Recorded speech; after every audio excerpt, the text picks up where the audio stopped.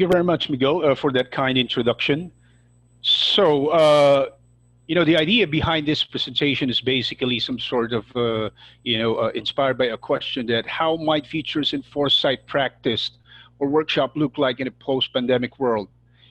Given the fact that we are in a situation where we're faced with the grim reality of an unabating, global pandemic situation, and the fact that it may not go away soon, and there are a lot of questions that have personally provoked me to look into some possibilities or emergence as far as a foresight practice is concerned. I've been doing futures and foresight work for almost a decade now, and I've seen that many of the foresight frameworks that we've been using and have been employed, to enable people anticipate better. My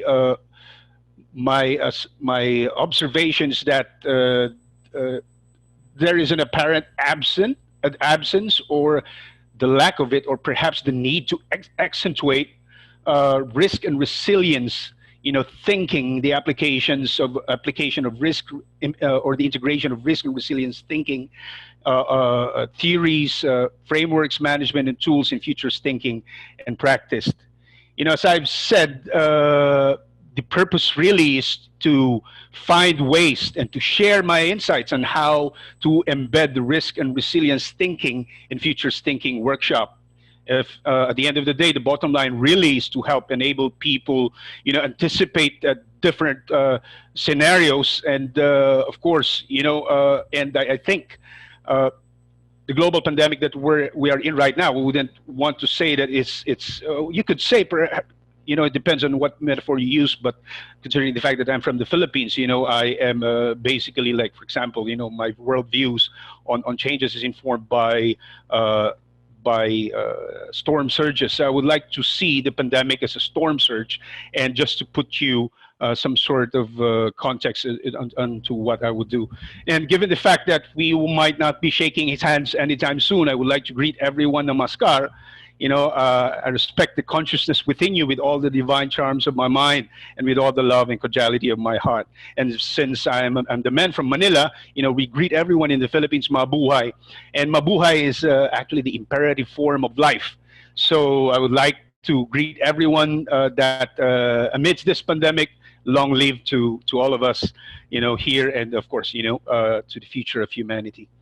And just to give you a context to summarize who I am, this is what I am and who I am as a futurist. So basically, I try to approach foresight and futures from the perspective in my practice and experience as a political scientist and as a student of public administration. I've been also doing yoga psychology back then when I was doing my master's, because I think that is very important and essential as far as personal resilience is concerned. And apparently, with the crisis that we are in right now, the relevance, the significance of personal resilience becoming more important, and the fact that everybody is working from home, I think that is the current narrative that we are in right now. And of course, I've been into governance and public policy for almost 12 to 15 years.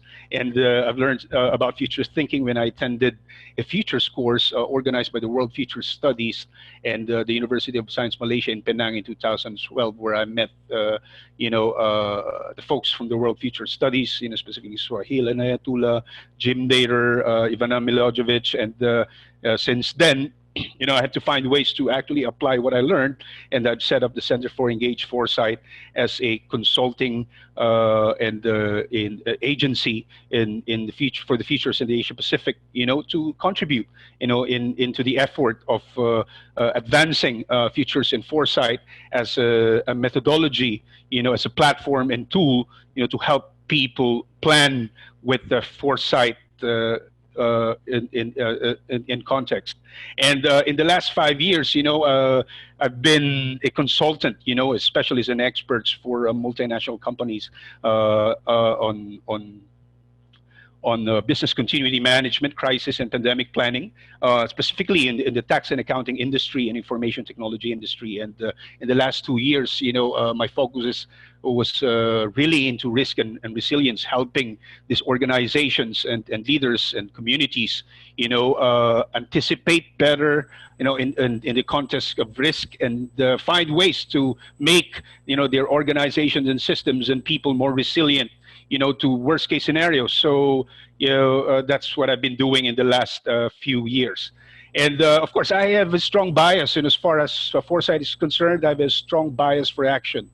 I see the value of foresight and futures if it leads, helps people, identify, it provokes them to ask new questions and to actually challenge the default and induced future out there, as Swahil, have said in the past. And not only that, this must really lead into something tangible. It has to translate into strategy, into actions, into Monday morning next steps to see to it that, in fact, we're creating the future now. While there are different schools of thoughts and approach to future studies, what I see that is really critical today, especially in the situation that we are in right now, is to engage more people, participate them in foresight conversation and action. It must lead to something tangible that they could actually create now. And of course, we've said, as a colleague have said, the future is an active aspect of the present. And I would say that the future is a live wire. Tomorrow never dies. And of course, the way we perceive and imagine the future is informed by, of course, different contexts. It could be people, places, and of course, the emerging ideas that could, influence the way we perceive the future. So, the drivers and trends and the ideas that enables us to imagine the future is very essential and critical in the way we study it and create the future now.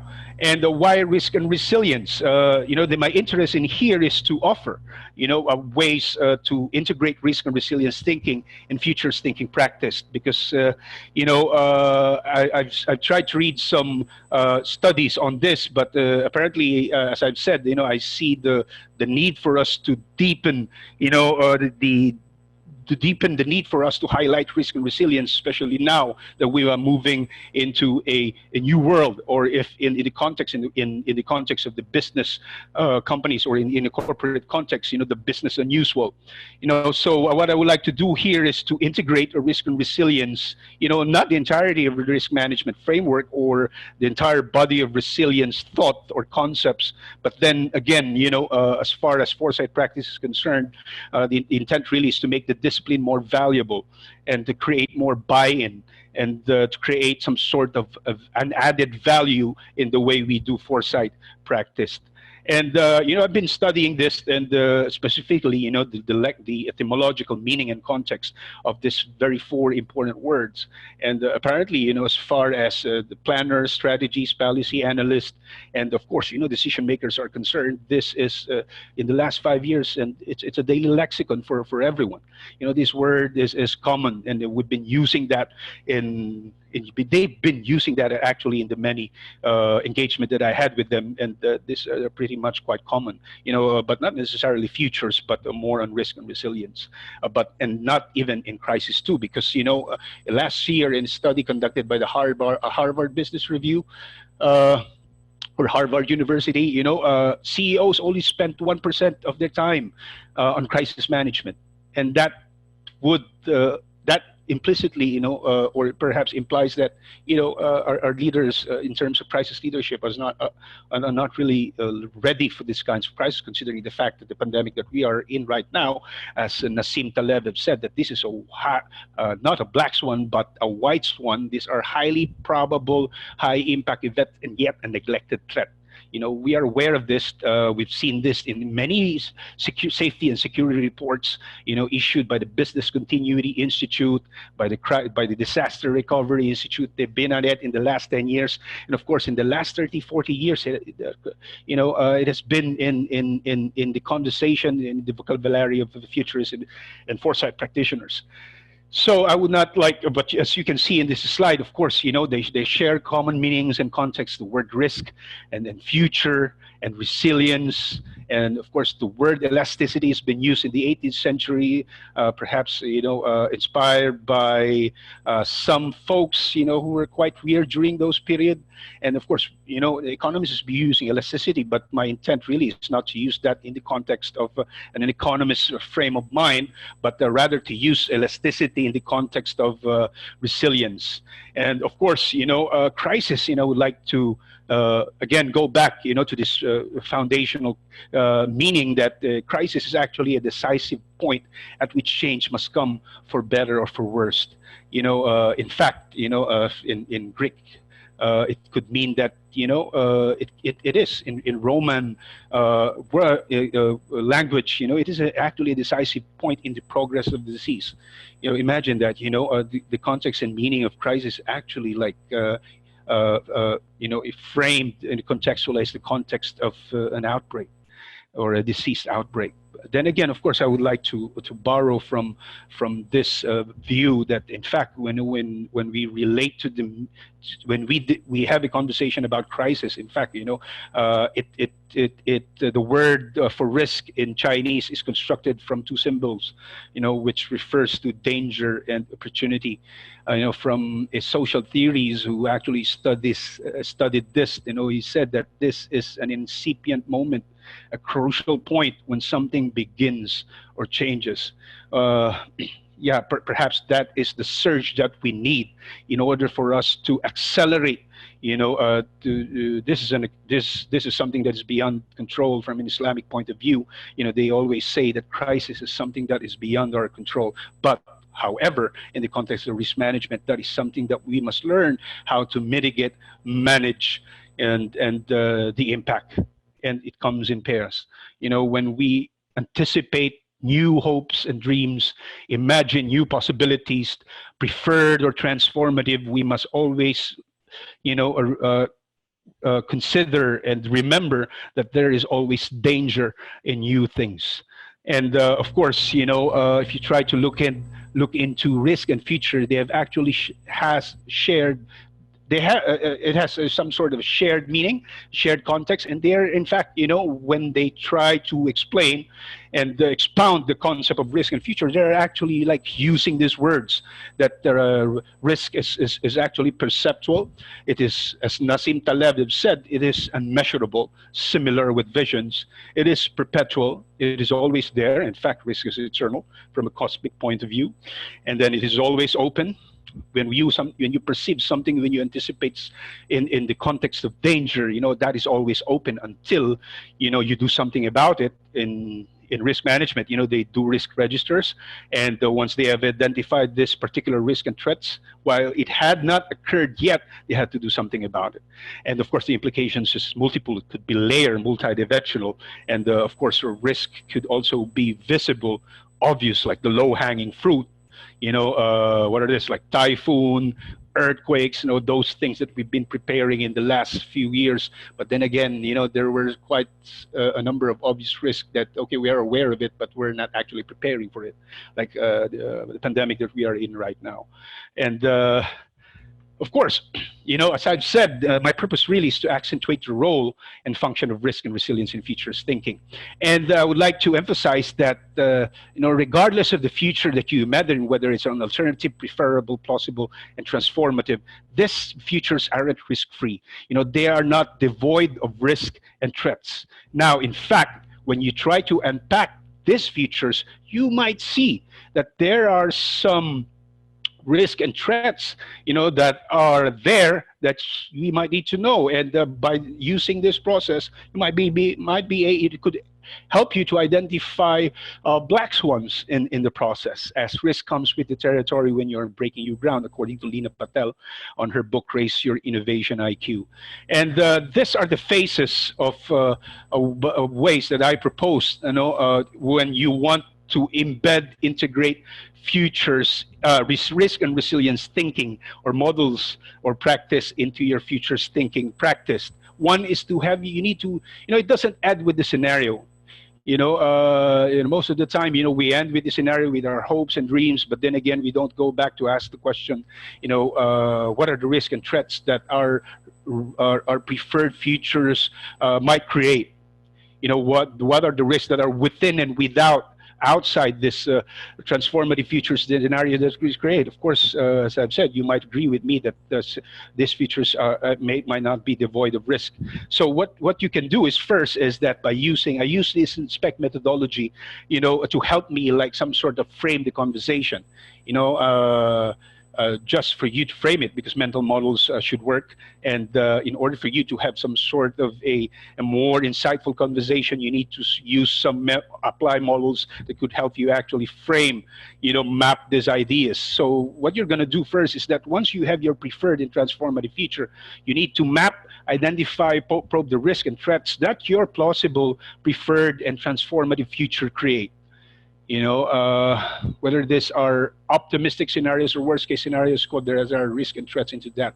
There is such a thing as what you call transition risk. When you innovate something that's new, it will be disruptive whether you like it or not. At different levels. It could be at the community level, corporate level, strategic leadership, or even at the systems level, that when you try to build something new, innovate something, it will certainly be disruptive. So you might want to check into those disruptions. And then, of course, perhaps my background into risk management is that what we do is that we create a risk register of all this risk. Identify this open potential or plausible emergent risk and threats that these scenarios create. It could be bad or good. But of course, in the context of risk and threats, I would like to frame it in the way that it could be bad.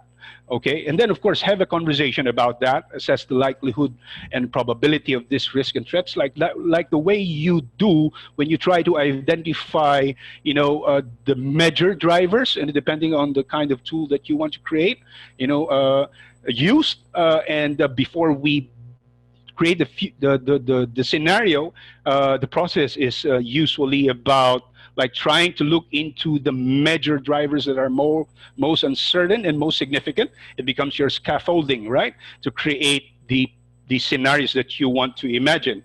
Now, in the same context, you do this in a post-scenario creation setup. Like, okay, you have this preferred feature. Now, what are the risks and threats that this scenario could create in the process? So hopefully you might be able to identify potential possible white swans or black swans. And after doing that, of course, this is a more rigid and rigorous process or phase, is that once you've identified the risk and threats and you know what they are, of course, you need to decide on what you would want to focus on, because you cannot actually do everything in a workshop. You need to stress test your preferred or transformative future. It is not some sort of, it is not, I would say that preferred and transformative future does not imply that these scenarios are actually devoid of risk or are resilient, right? So you try to stress test those scenarios, or perhaps try to stress test the strategies that you've created that emerge out of these scenarios.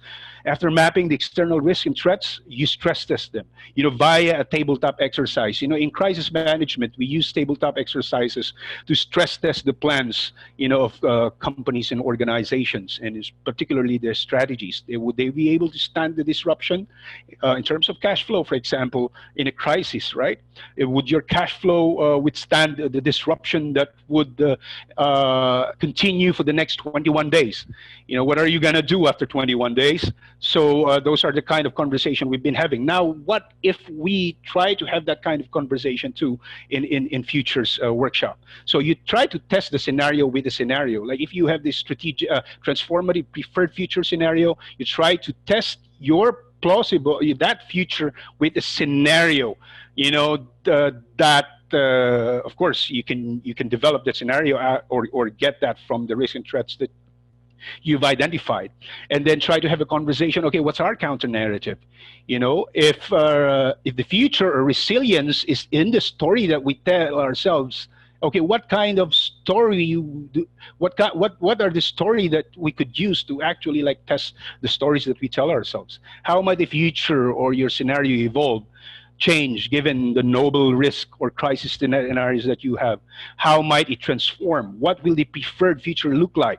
When in this scenario, what are the questions or ideas emerge if we stress test these visions? I've been doing this in my futures practice, and of course, it takes a lot of time. In fact, sometimes you need to do that in the next 2 to 3 months if you try to embed this as an institutional conversation or setup. And of course, you can start with the Horizon Score report or security outlooks, that we have right now. You can start with that, embark from that, and of course, or perhaps you might want to use, like companies and corporations always would like to look into the next 12 months, and the fact that we have this pandemic now, they might want to look in the next 100 years. And in terms of value, you can actually use data that actually check into the implications of this incidents or events or crisis in terms of cost. As you can see here, this was last year. They were saying that health and safety incidents is the most costly type of disruption that companies and corporations are experiencing in the last few years.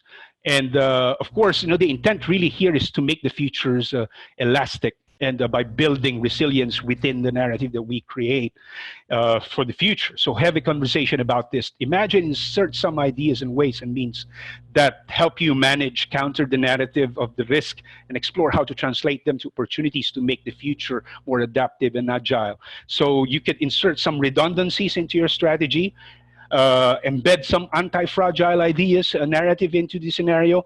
I would like to emphasize more on this later on. And if you have backcasted your strategy using a particular scenario, whether that's preferred or integrated, try to create some redundancies into these ideas to make it more resilient, adapted, and robust. But then, of course, the intent really is not to make them resilient and robust, because resiliency is only about the bouncing back. And then of course the implication of resilience is that everything stays the same. You go back to the business as usual, makes the system more resilient. So, but then of course, that's not what our purpose is all about. But then in the long run, is to make our scenarios and our scenarios and future anti-fragile, or in the context of fragility, not fragile, that it could be disrupted by any incident, whether the incident is geographic, cyber, global, or you could say cosmic. Now, I would like to just to accentuate what I mean by this is that as according to Nick Bostrom, he said that there are some existential risks that you can actually mitigate directly, and he gave an example of asteroids. That is something that we could actually mitigate now because of the technology that we have. That increases, of course, at the planetary level, the survivability of humanity in extreme scenarios. But what is more important, he said, is that to build the capacity to improve our ability to deal with larger existential risk. This which will be more essential and critical, as he said, in the later part of the century. What are these existential risks? These are the types of event that could cause human extinction, right? It could be, he said that it could be a hostile artificial intelligence, a destructive biotechnology or nanotech. It could be cyber terrorism or a global war, a crop failure, among other things. Perhaps these are the kind of engagement that we want to look into if Foresight and Futures really is about having a conversation in the long run, or for the long term. And of course, the idea behind embedding risk and resilience into our Foresight conversation is that to answer this question, is your future fragile or anti-fragile? According to Nassim Nicholas Taleb in his book Antifragile, Things That Came from Disorder, he said that this is not resilience, because resilience is all about bouncing back, but everything stays the same after you bounce back, right? But it's all about being anti-fragile. You know, if things emerge differently after a crisis, is that okay? What kind of ideas, narratives, strategies, or metaphors would you want to have that you could use as an anti-fragile? You know, anti-fragile are the things that actually gets better and better if they are disrupted in by risk, you know, and uncertainty. And he has always like been emphasizing this, that he said complex systems are weakened or even killed when deprived of stressors. And that's why in Foresight Workshop, I've been emphasizing the need for us to actually like stress test your future scenarios. You know, and when do you say, what are the indicators of an anti-fragile or a fragile future? You know, I got this from Chip Norcross and Paul Roberts when I attended a virtual webinar on antifragility, you know, at Singularity University. You know, they had this, of course, you know, they got this from the book of Nassim Taleb, but it's a good way of summarizing the idea behind a fragile or anti-fragile future, is that these are the indicators that you have. But I would like to point out what anti-fragile means. You know, these are the things, ideas, and systems that become stronger under stress. You know, that they are capable of evolving after they're capable of mitigating, managing, and evolving. You know, in a post-crisis situation, they thrive in volatility and uncertainty. You know, it embraces randomness. It is decentralized. You know, it emphasizes the conversation, the system that you create is ecosystem-like.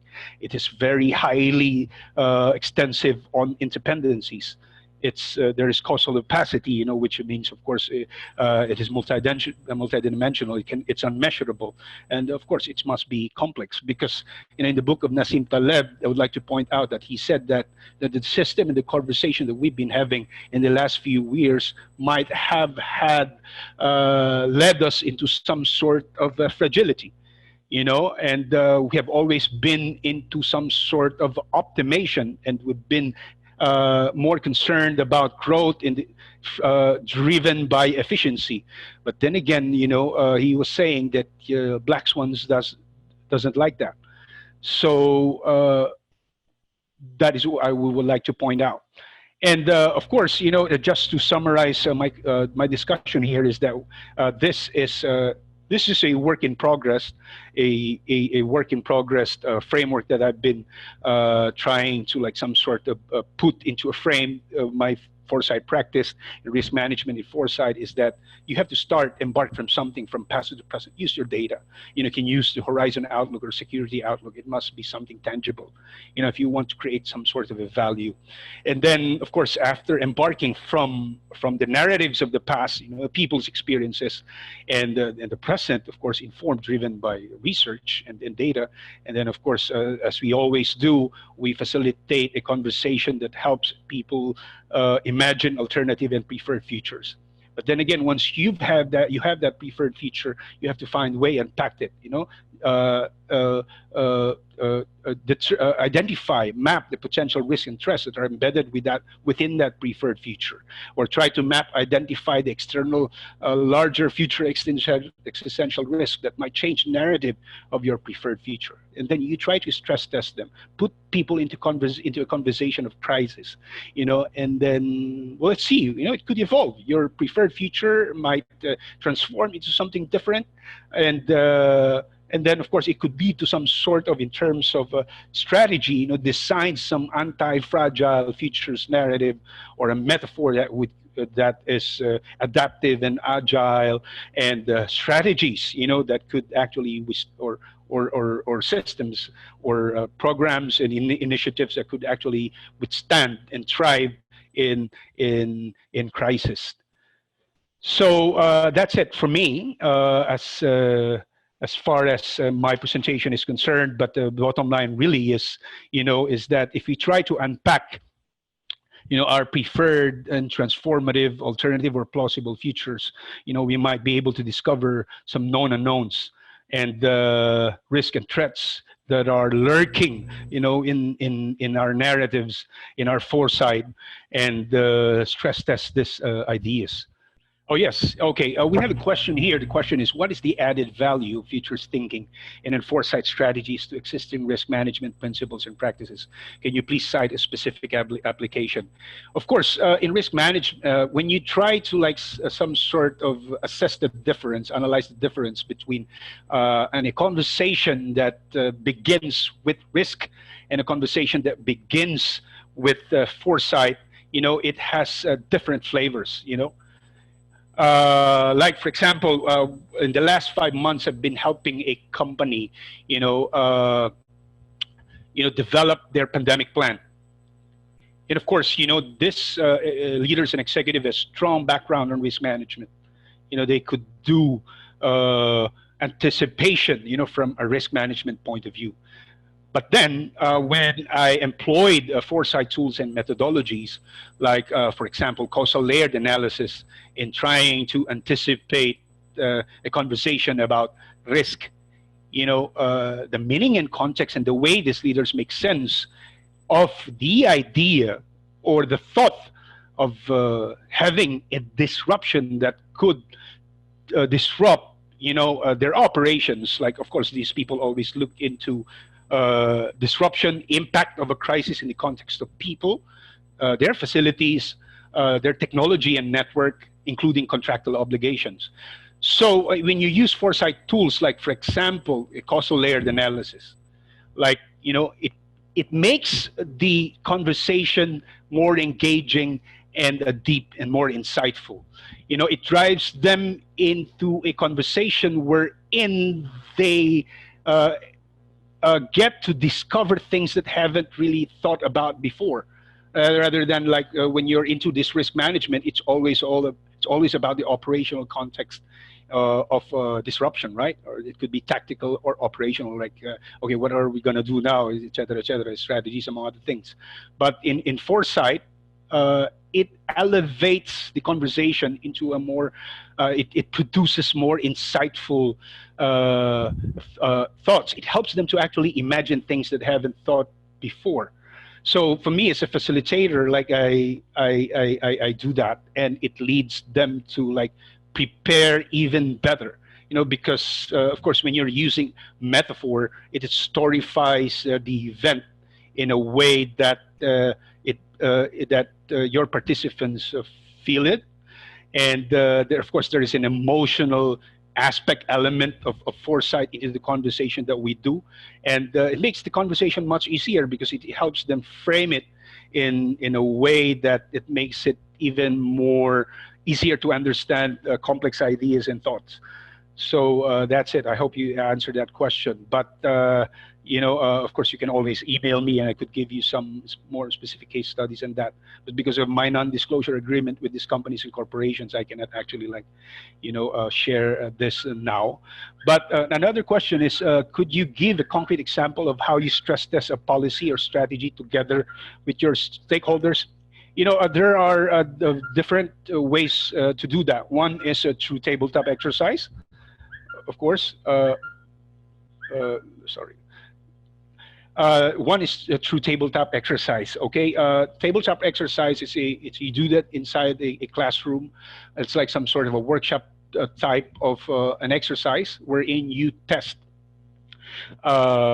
people's strategies and policies when it is impacted by an event or an incident that is beyond your organization's control.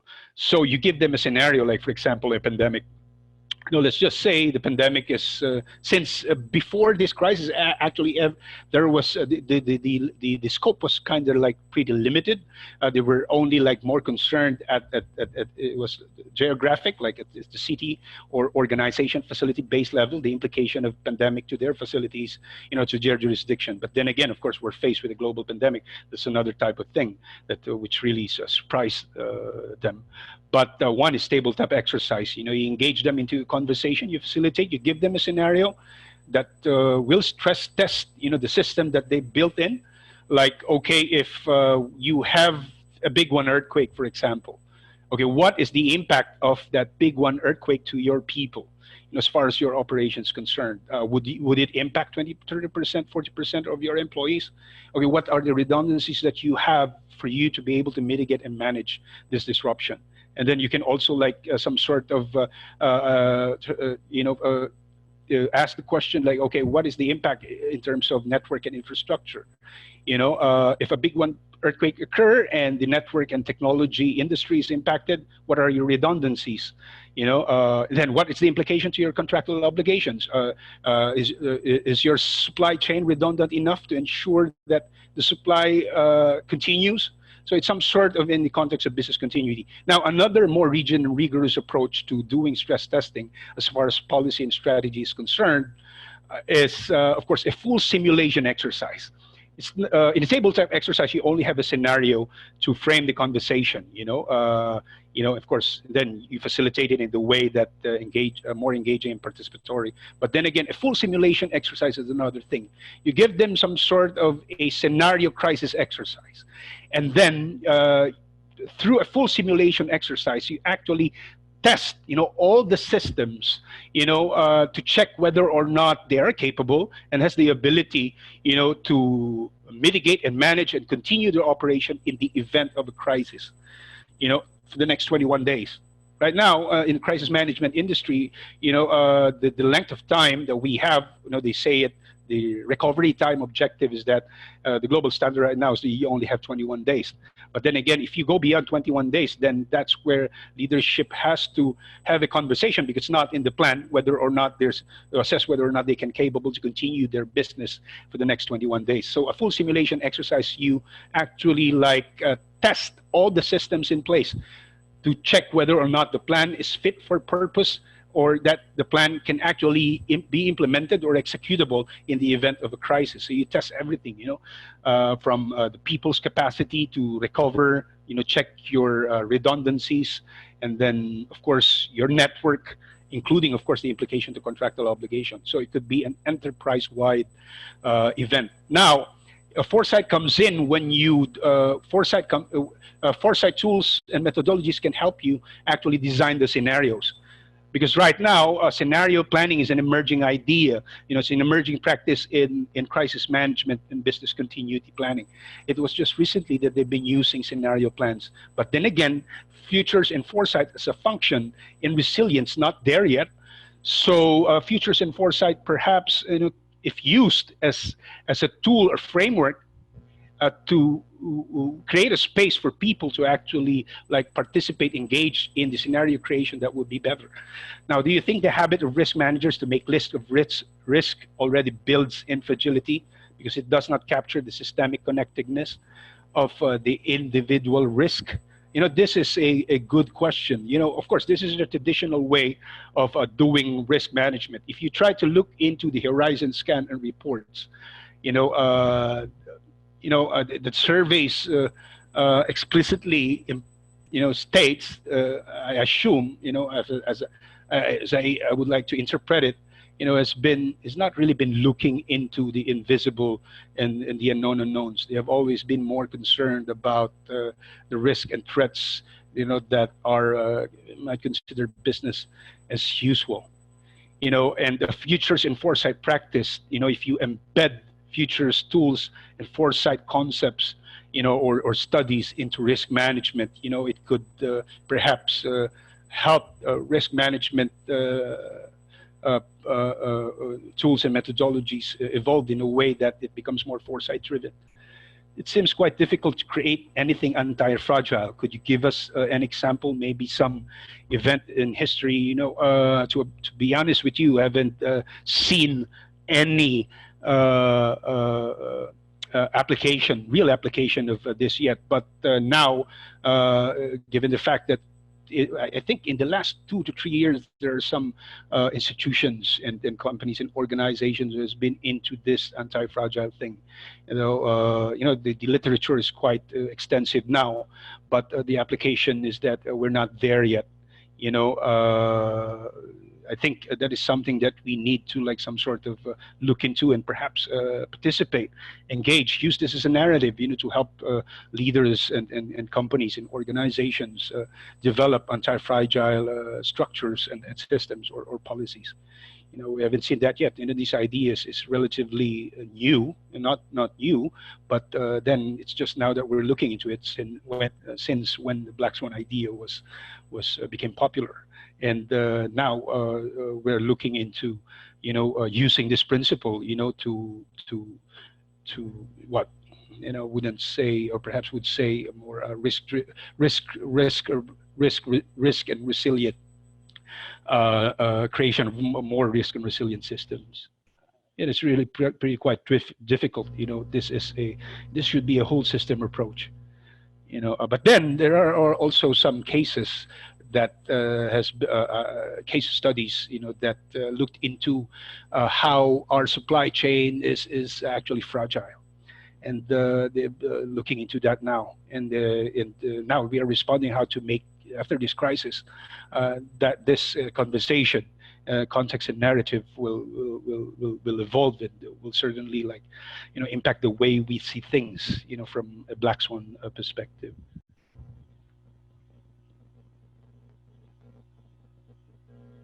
Okay, we have more questions here. Okay, how can you measure risk in this scenario based on economic loss, risking status? How do you find what is valuable? Of course, we have risk management tool that helps us some sort of make sense, of our perceptions of risk. But then again, if you try to build that from an anti-fragile futures foresight discourse or context, risk isn't measurable. Scenarios are built in as like that. But then, of course, if it makes sense to companies or organization, to measure this for purposes of funding, and that should not inhibit us. But then again, of course, you don't really need to innovate if you are using foresight and futures tools. You can actually link these scenarios and make sense as far as whatever risk management measurements they have. The data is there, but the way we make sense of it or interpret that data could change if futures and foresight is applied, built in, embedded into the risk management structure or process. Which recommendations you can give for setting time to deliver results and plans to create preferable future, all in that kind of crisis we are, which recommendation you can give for setting time to deliver results in plans to co-create preferable future, all in that kind of crisis we are living. Yeah, of course, futures and foresight practice is a work in progress. I'm not sure if we do have case studies as such at this time, but then again, just recently in the last 2 years, especially this is the kind of conversation we've been having at the Asia Pacific Futures Network Conference, is the emphasis on applied foresight. So our partners and partner institutions and colleagues has been working on that, and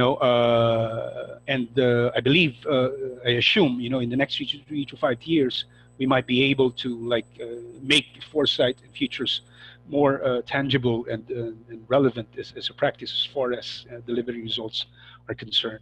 But then again, of course, it's always in the narrative. The implication really of foresight and foresight futures and practice is that it helps people anticipate and imagine the future better and understand it and try to make sense of the implications as far as the decisions and strategies that they have now.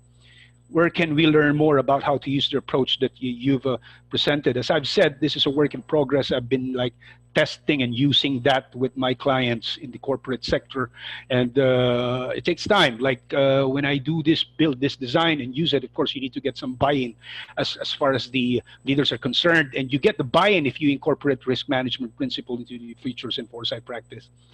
Yeah, that's it. I think it creates value, and they think that there's a buy-in when you use a risk and risk management into your futures practice and design.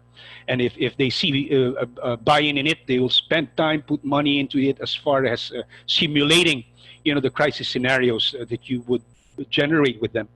the scenarios is something that you create as a futurist or a facilitator. The scenario is also created by them themselves. And then you try to roll these scenarios, to all to the people, from leaders, and to the people who are really executing the plan or whatever vision they have. Yep. So this is a work in progress. I'm planning to actually write a paper on this, but then of course I could do it in some sort of case studies. But then again, my issue really is that I have this non-disclosure agreement with my clients, and I could not really divulge this information. But then perhaps if I get their permission, we might be able to present some case studies. But then again, for now, this is a work in progress. As I've said, it is something that I'm working on at the moment, and would be willing, to share with you the deck that I have. And of course, this will be shared anyway to all of the participants. You can use this and do, of course, your own research and on this. But I would love to, work, have a conversation with you. Okay, there are really questions in the chat room. Yep. Okay. Yeah. So yeah, just to conclude this, the fact that we live now, we are in a grim reality wherein we are overwhelmed by this global pandemic. In fact, all our previous worldviews and systems that we've built, into growth, into the way we do business as usual, or the way we define what was normal, is this is a storm surge, and it requires us to some sort of improvise and experiment as we try to navigate the implication of this crisis and the impact of this into our daily lives. The way I see it personally is it changed the way I look at the world. In fact, it has even changed the way I see the value. It led me to ask myself, to challenge and question myself about the value of futures in foresight now, or in a post-pandemic world. And but it also made me realize that futures and foresight is something that everyone requires or need. If you want to some sort of anticipate better, and developing the space and enabling people to increase their capacity to foresee is in a crucial element of humanity's survival in the 21st century. I would say that there will be more risk and crisis at this level that could emerge in the years to come. But however, I'm also optimistic, given the fact that I've also been seeing a lot of ways by which people are acting, by improvising, innovating. Of course, necessity is the mother of all invention, and that is also increasing, our collective capacity, to be more resilient and risk-driven, perhaps, or the need for us to develop some sort of a futures mindset, for us to withstand, absorb, and recover, and even evolve in scenarios such as this.